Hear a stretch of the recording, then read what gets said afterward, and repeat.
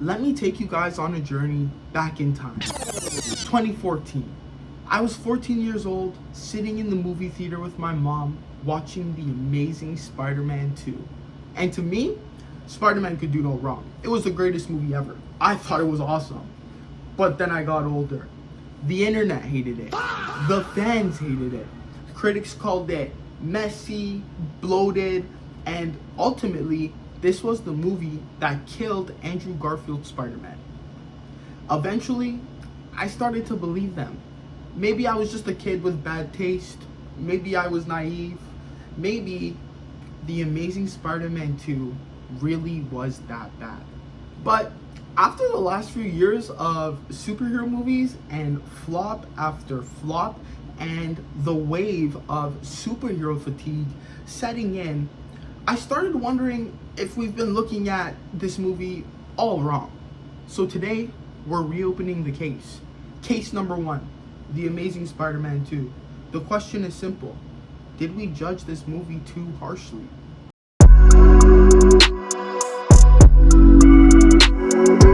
Alright guys, I know that I said that I love this movie, and to this day, it is still true. The Amazing Spider-Man 2 is one of my favorite Spider-Man movies. I don't care what anybody says, but with that being said, I'm not blind to the many flaws that plague this movie. So what we're gonna do, guys, is we're gonna go over the charges, okay? Let's see what was actually wrong with the movie and why people hated it. The first example, too many storylines. And The Amazing Spider-Man 2 often gets compared to Spider-Man 3 in that regard.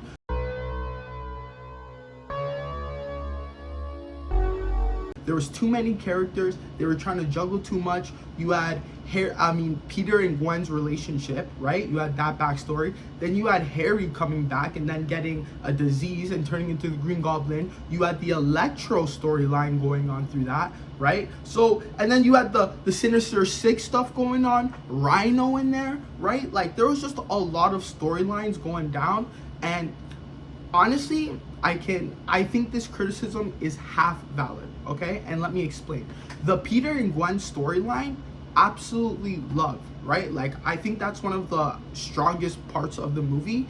I feel that where they kind of missed the mark with the storyline with Peter and Gwen is that it kind of felt like a rom-com sometimes instead of an action movie. You know what I mean? Like, some of their scenes together, like, it was too light, and then you'd go to the next scene and then it was just like, you know, stress again. Like, it was very emotional, jarring, right? Like, it was very up and down the whole movie. So you're sad, you're happy, you're sad, you're happy, right?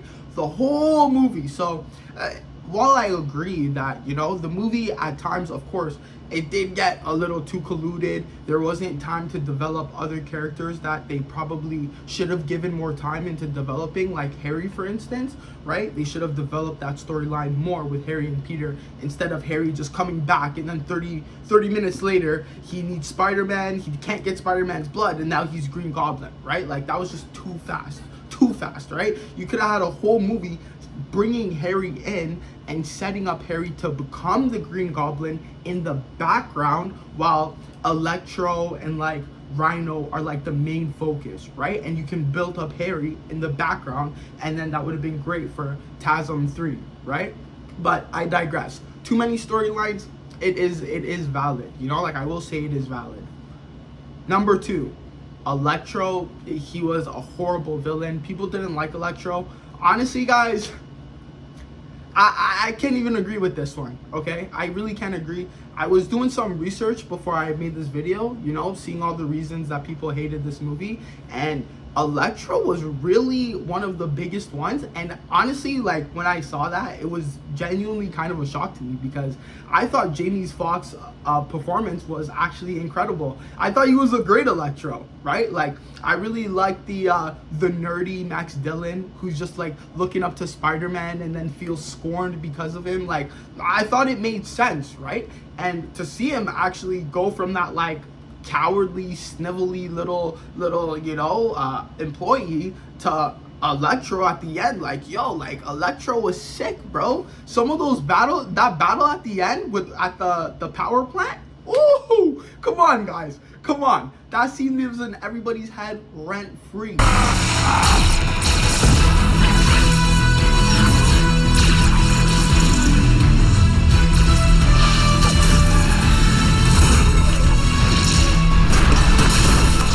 It was fire. It was a banger. Don't want to hear anything about it. Electro wasn't good.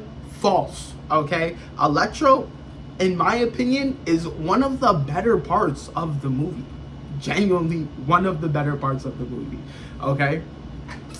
The next one, and we already touched on this a little bit, but the Harry guys, they super fumbled Harry. Okay?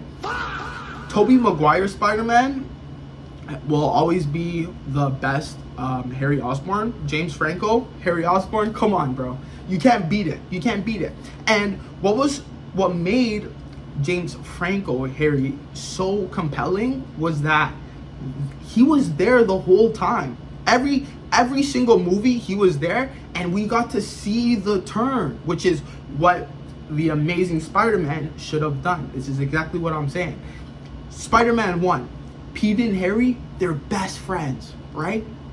Maybe they have a little beef because they're both going after MJ, but at the end of the day, they're homies.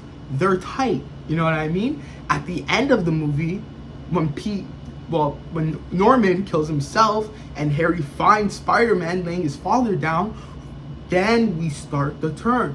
But in Spider-Man 2, they don't go full steam and turn Harry into the Hobgoblin right away. No, they take a full movie to build Harry up, and we see him descend more and more into darkness. We see him become more and more obsessed with Spider-Man. At the beginning of the movie, he runs into Pete and he's asking Pete, "Where's Spider-Man? You take pictures of him." At the end of the movie, when Doc Ock brings Spider-Man to him, he's ready to kill him. And then he sees it's Peter. He hesitates. By Spider-Man 3, the guy has no more qualms, no more hesitation, no more reservations. He's ready to go. Hobgoblin up. The way they did Harry, fabulous. That's how you do Harry. A best friend turned villain. You can't make that overnight. That doesn't happen overnight, bruv. You know what I'm saying? Especially if you're trying to tell us that these guys have mad history. You know what I'm saying? In The Amazing Spider-Man 2, Harry pulls up and it's like, yo, this is a guy, oh my gosh, we got mad history. We used to be childhood friends. Peter just goes to his house and is like, yo, I haven't seen you in a minute. What's good? I'm like, whoa. Hold your horses there. Hold your horses. And then by the end of the movie, he's throwing Gwen. You know what I'm saying? It's just, they ushered in too much. You know, again, Harry being in the movie isn't the problem. The problem is his acceleration into Green Goblin is just too fast and unnatural. If they had him in the movie, right? And okay, let's say they have Harry in the movie and same thing. He's still got his disease. He's still dying, right? He needs to bring in Spider-Man, but instead of Spider-Man like rejecting him and then him doing his thing, he takes the entire second movie to do that, right? And then by the end of the movie, Peter has to make the choice, you know? By the end of the movie, Peter has to be like, okay, I'm gonna help him or I'm not gonna help him. And at the end of the movie, Peter makes the choice to not help him because he doesn't know what it'll do. And then in the third movie, we pick up with Harry, right? He's mad. He's scorned from Spider-Man. He's gonna survive no matter what. And then we see his turn. You know what it flows a little bit more naturally. You know what I mean? You still have him in the second movie. You just don't have him as a secondary villain. Because even as Green Goblin, he's only in the movie for like 20 minutes as Green Goblin. And that's it. You should have had Electro as the main player throughout the whole movie. You know, like once Electro gets defeated, then Green Goblin comes in for like round 2 and it's like, whoa, what? You know, like that's just too much. If they built it up properly, Harry could have been amazing, but they fumbled the bag. They fumbled the bag with Harry, and it's sad. because they could have made Harry a banger. That was just off the top of my dome, and it's already better than the movie. So come on. The next thing that I agree with, and I feel like a lot of people didn't really agree with, was the whole Osborn conspiracy thing. You know, the thing with his parents, and then, you know, Harry, and then all these. It was weird. It was weird, right? You had Black Cat in there. Felicia Hardy was there for a second, right? So there was like some big shit going on at Oscorp that they were setting up, even with the Sinister Six. Like all that tech and all that shit was there in Oscorp, right? Rhino, his tech came from Oscorp. So there's that whole thing going on, but they never really expanded onto it or even like mentioned it, you know?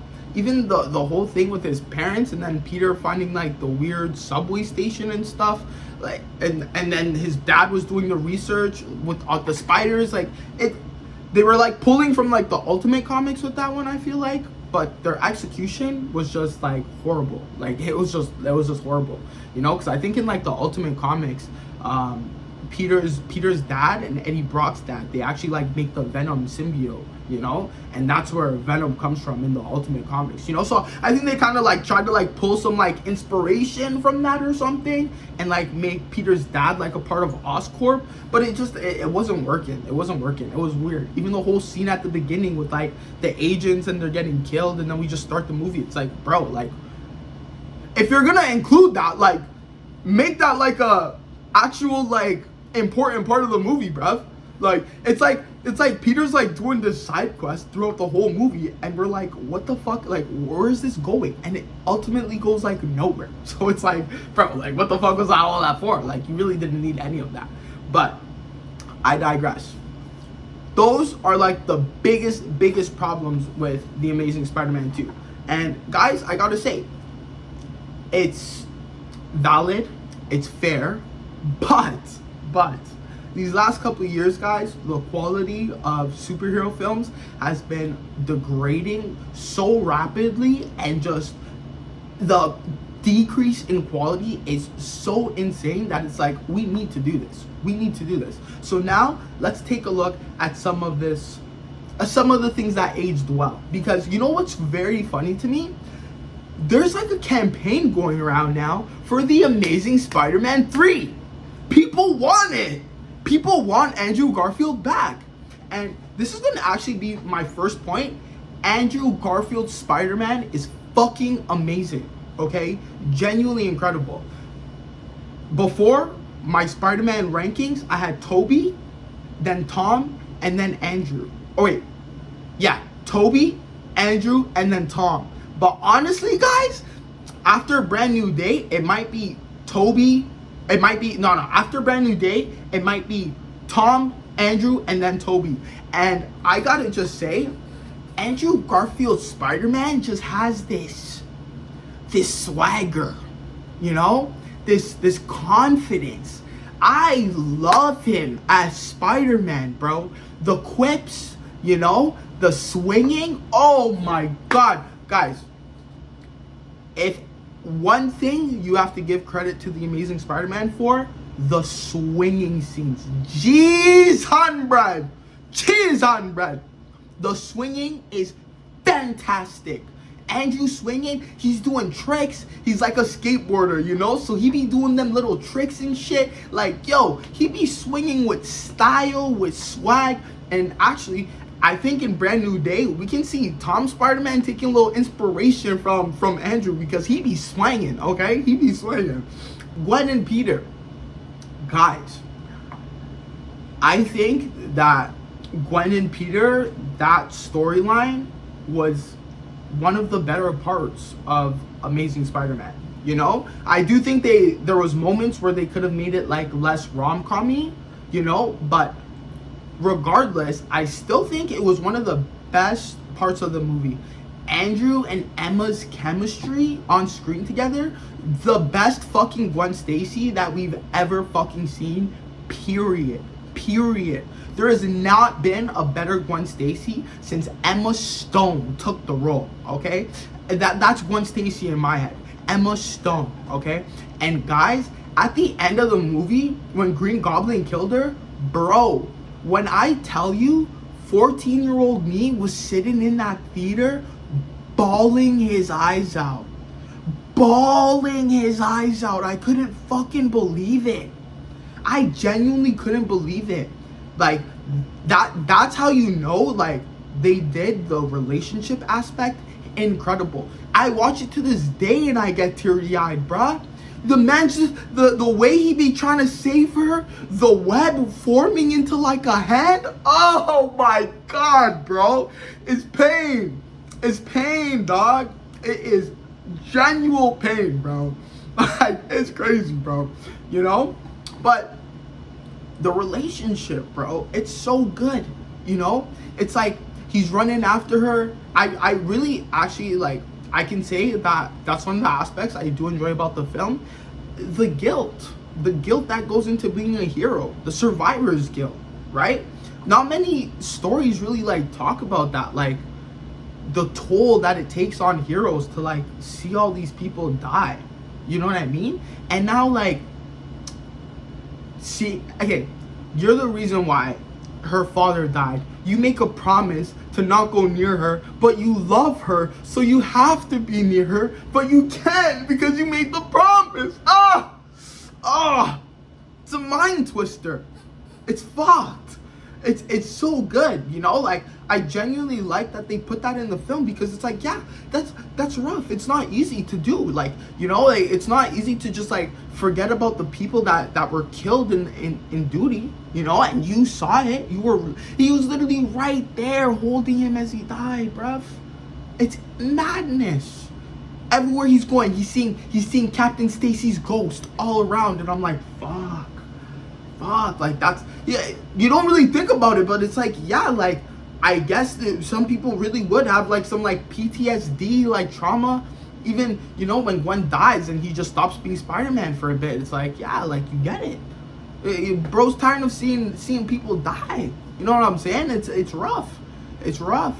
And I really love the emotional ending that they give us, you know, like, very triumphant. Like, we didn't leave off with Spider-Man in the gutter, you know, like, of course he was sad at her grave every day, but bro picked back up the suit and rocked it on, man. Like, yo, we deadass deserve an Amazing Spider-Man 3, okay? And you know what else I will say? Amazing Spider-Man probably has like some of the best choreography out of all the Spider-Man movies, especially the Amazing Spider-Man 2, guys. The fight with Electro, yo. Do y'all remember when fucking Spider-Man and Green Goblin are in that web tower? Bro, the way Spider-Man is like moving on his webs, he literally makes like a whole spider web and he's like boom, boom, like jumping up and down all around it, swinging around webs and shit. That is Spider-Man. The agility, fucking amazing. You know what I mean? And it's some of the best fight scenes in any Spider-Man movie. Like, period, point blank. You know what I mean? And, you know, even with the storyline being all jumbled up, guys, they were still like, I feel like it was only like too crowdy because they were just trying to give too much attention to different people, you know? But even like when I compare like the Amazing Spider-Man 2 to like fucking Morbius, you know, it's like, it's leagues better. At least there was like a storyline that's kind of through and that we can see that they were trying to reach, you know, like there were things that they were building up to. There was a Sinister Six, you know, like things made sense. Like, it wasn't just you know, like dumb shit happening for no reason and then Peter's just like on the mission, you know. They characterized Spider-Man great, they characterized Gwen great, you know, like even just like deadass, like compared to like some movies that have come out recently. Madam Web, you know, Madam Web, what the hell is that? How do we go from the Amazing Spider-Man 2 to Madam Web now? Like, what? You know, Thor Love and Thunder, that's what they're giving us now.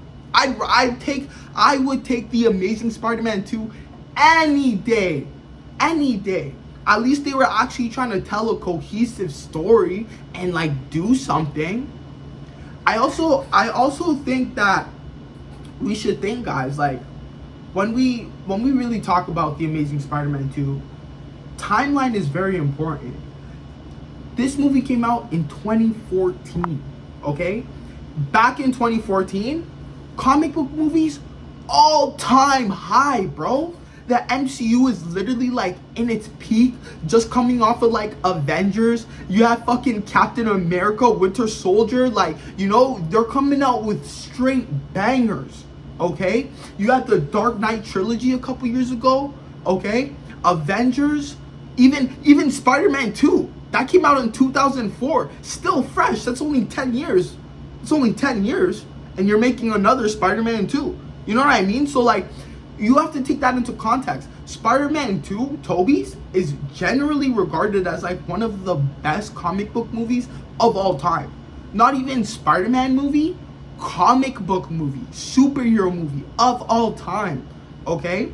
It's only, and after that, it was only 10 years and you're making another Spider-Man 2, you're gonna compare them. You're gonna compare them. And when you compare Spider-Man 2 to The Amazing Spider-Man 2, obviously, The Amazing Spider-Man 2 looks like shit, right? But now, when you compare The Amazing Spider-Man 2 to like Justice League, wow, look at that. The Amazing Spider-Man 2 fucking mogs. The Amazing Spider-Man 2 mogs like 90% of comic book movies these days. That ass. Spider-Man 2 mogs. Easy. Our expectations back then were so high. You know what I mean? Like, literally so high. Marvel, anything Marvel released, like, we were expecting it to be a 10 out of 10 banger. You know what I mean? But think about it. These days, well, not every, but a lot of these superhero movies, weak CGI, forgettable villains, storylines that make no sense, rushed, or like they're just trying to like make a franchise like the MCU and then it blows up. You know what I mean? Like, come on, bro. Look at Zack Snyder's DCU, bro. How much movies did they release before they threw that shit all in the garbage, bro? Fucking Suicide Squad, Man of Steel, Batman v Superman. Like, you know what I mean? Like, bruv. Again, all of this it's not to erase The Amazing Spider-Man 2's flaws. Like, I'm not saying this and it's like, wow, like, The Amazing Spider-Man is like some like gold mine that like we were all sleeping on. Like, I'm not saying that. The movie's still very flawed and it's nowhere near close to being the best Spider-Man movie, you know? But it changes the scales a little bit. You know what I mean? Like, I think we can give The Amazing Spider-Man 2 a little bit more leeway now. You know, especially with all the garbage that's been coming out, it's gross. It's gross. Take me back to 2014 when I could get The Amazing Spider-Man 2. I take that any day. So, at the end of the day, guys, Spider-Man 2, still a very flawed movie, right? The parent subplot, the whole thing with Oscorp, the parents in the Oscorp conspiracy, doesn't work at all, right? They could delete all of that from the movie. Green Goblin, again, not bad that Harry was in the movie, bad the way they executed it. All right, they could have definitely made Harry's turn into the Green Goblin stretch out over 2 movies, right? And they could have made him actually become the Green Goblin in The Amazing Spider-Man 3, you know, and just introduce his character in number 2, right? There's too much characters, too much stuff going on. It is true. Even the Sinister Six setup, right? Like, they were clearly trying to like do a lot, right? And I think there was even like a Sinister Six movie in development at some point. Like, Sony was really just trying to chase their own bag and build their own Spider-Man MCU, which, as we all know, went absolutely nowhere. It was stupid, trash, garbage idea. Okay, so I'm not like building this movie up and telling you guys that like, oh, it's the best movie ever. But now that the entire verdict is out, now that I've laid out the evidence to you, I'm gonna ask the question again. Did we judge The Amazing Spider-Man 2 too harshly? And the answer is an absolute yes. Absolutely. And I don't think The Amazing Spider-Man 2 is like secretly a masterpiece. It's still messy, it's still flawed, it's still overcrowded. But somewhere along the way, like, The Amazing Spider-Man 2 just got thrown into the trash compactor, and anytime it's brought up, I seldom hear it being brought up in a good light, in a positive light, right? So when I compare it to where superhero movies are today, night and day, and I genuinely don't think that this deserves to be remembered as one of Spider-Man's like worst movies, because it's really not. It's not perfect, but it's definitely not as bad as we all thought. We absolutely judged it too harshly. Guilty of being flawed, not guilty of the reputation that it deserves. What do you guys think? If I change your mind, if you think Amazing Spider-Man 2 is judged too harshly, comment down below. Let me know. If you've got a movie you'd like me to go revisit, and we can get the case out, we can get the verdict out on if we judged it too harshly, let me know. Drop it down in the comments below, guys. Was I right? Did we judge it too harshly? Do you still hate it? Let me know your opinions, guys. Drop it down below and let's talk about it. I appreciate y'all for watching, and we will be back with another one.